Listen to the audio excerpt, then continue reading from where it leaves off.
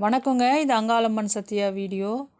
அங்காள பரமேஸ்வரி என்னோடய குலதெய்வம் இல்லைங்க. ஆனால் அந்த அம்மா எனக்கு ரொம்ப இஷ்ட தெய்வம். அந்த அம்மாவை வணங்குறது எனக்கு ரொம்ப பிடிக்கும். அப்படின்றவங்களுக்கு அந்த அம்மா துணை நிற்க மாட்டாளா, காவல் நிற்க மாட்டாளா அப்படின்னா கண்டிப்பாக வந்து நிற்பாங்க. அந்த அம்மா வந்து குலதெய்வமாக இருந்துட்டு வணங்காமல் விட்டாலும் அந்த அம்மா வந்து அவங்க வாசப்படி மிதிக்க மாட்டாலாம். அதே மாதிரி அவங்க வந்து இஷ்ட தெய்வமாக வணங்குறாங்க, குலதெய்வம் கிடையாதுங்க, எனக்கு அந்த அம்மானா ரொம்ப பிடிக்குங்க அப்படின்னு சொல்கிறவங்களா இருந்தால் அந்த அம்மா வந்து அப்படி துடியாக வந்து நிற்கிற தெய்வங்க. எதுக்காக அப்படி மலையனூரில் அத்தனை லட்சம் மக்கள் கூடுறாங்க அப்படின்னா அந்த சக்தி தாங்க, அந்த பவர். அது வந்து உடனே நடக்கும், எதுவாக இருந்தாலும் உடனே நடக்கும். இந்த அமாவாசைக்கு வேண்டுனா அடுத்த அமாவாசைக்கு நடக்கும்னுவாங்க. இல்லை 3 அமாவாசைக்கு, பெரிய விஷயங்களாக இருந்தால் 3 அமாவாசைக்கு தொடர்ந்து போனால் நடக்கும்னு சொல்லுவாங்க.